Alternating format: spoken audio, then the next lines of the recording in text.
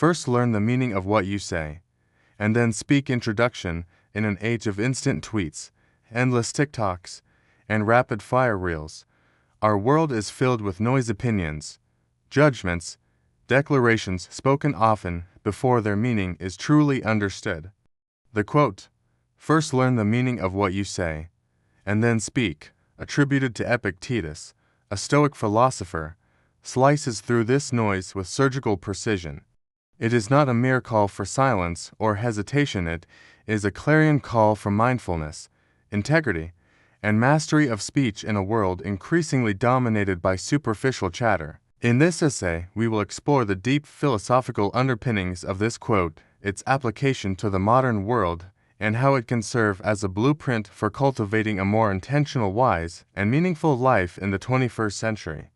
We will also enhance the narrative through personal storytelling, real-world case studies, and philosophical cross-examinations with Buddhism, Confucianism, and existentialism, so that this reflection becomes more than theory. It becomes practice. Part I.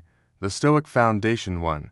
The Voice of Epictetus. Epictetus taught that the discipline of assent, how we judge and interpret impressions, is vital to living a virtuous life. Speech is not merely expression, it is a moral action. For the Stoics, virtue lies in wisdom, and wisdom requires knowledge. Thus, to speak without understanding is not only ignorant, it is unethical. First learn the meaning of what you say, and then speak is a command to elevate speech into the realm of philosophy. We must not merely repeat what we have heard, nor echo the crowd.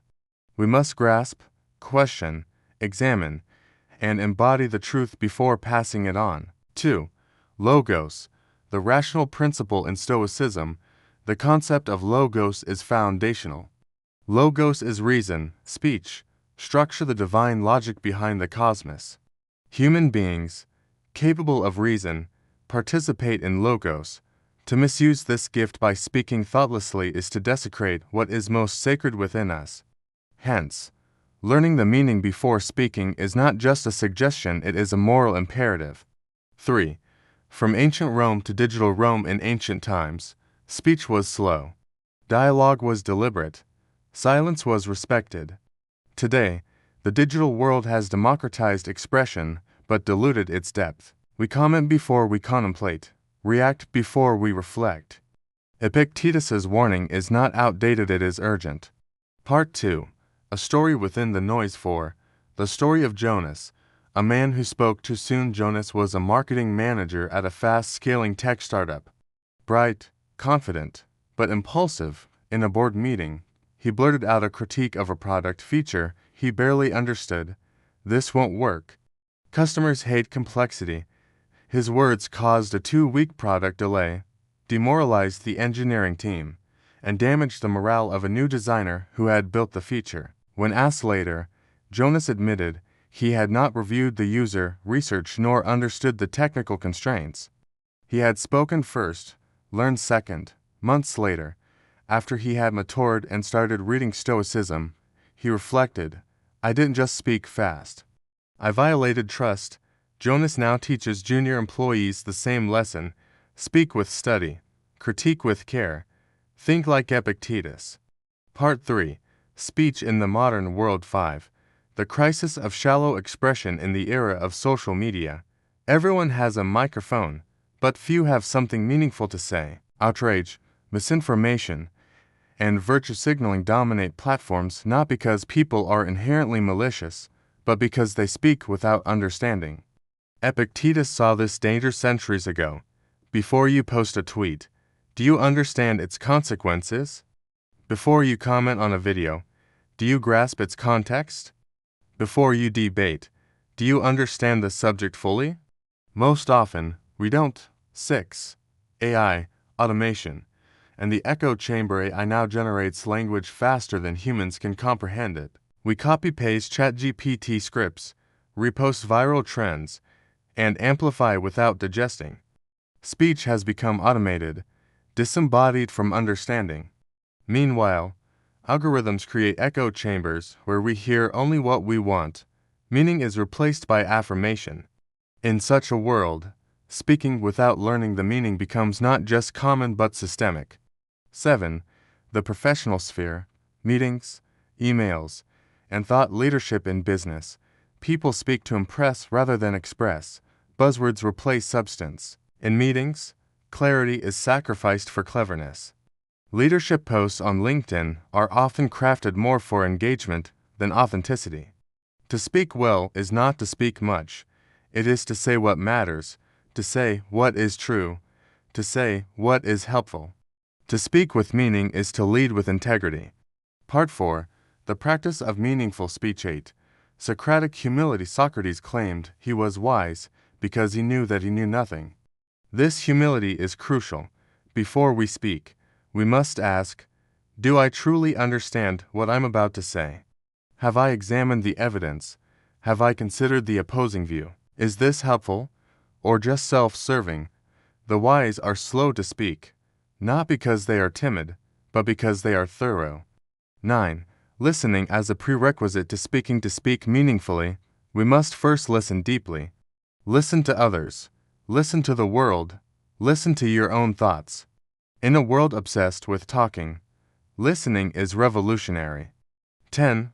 Learning through silence. Silence is not emptiness. It is the space in which understanding grows. It is the sacred interval between stimulus and response.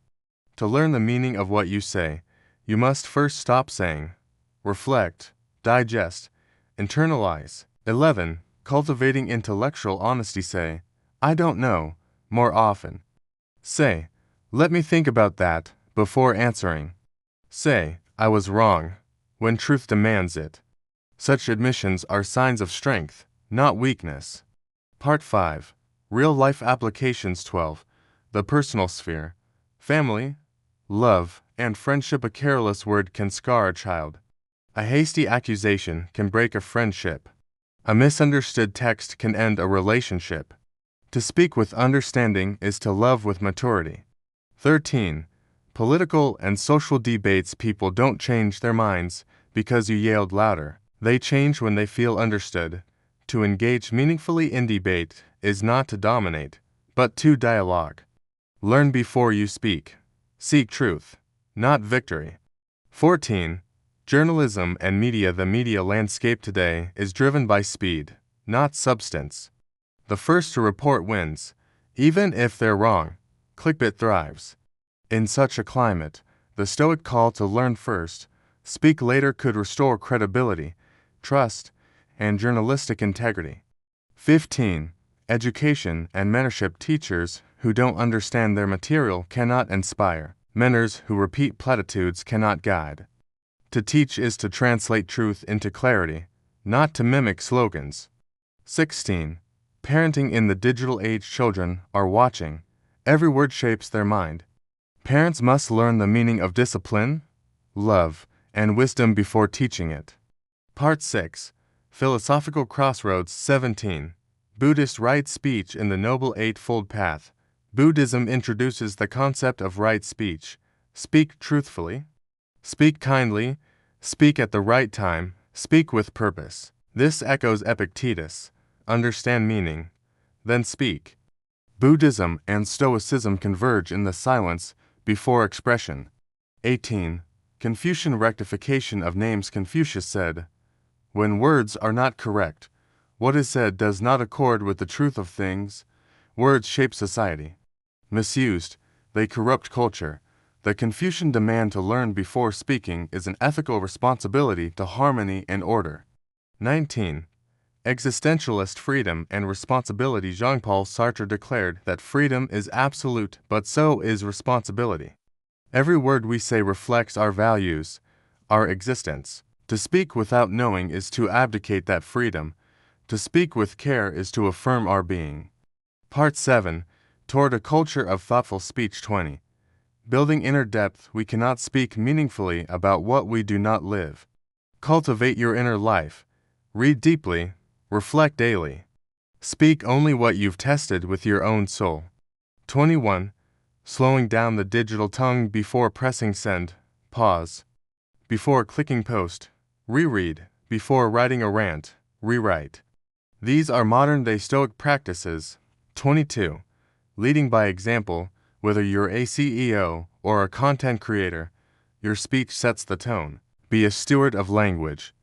Be the one who raises the bar. Speak with honor. 23. Legacy of words. What you say today may outlive you.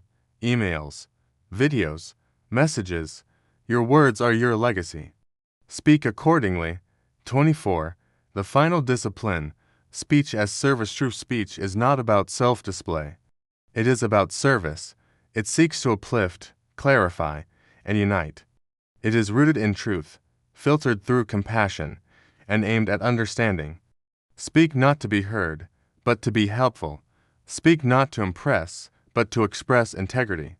Speak not for likes, but for legacy. Conclusion. The philosopher's tongue. The Stoics knew that a sword and a tongue share something in common. Both can cut. But while the sword wounds flesh, the tongue wounds minds, relationships, and communities. To master speech, we must first master meaning. First learn the meaning of what you say, and then speak.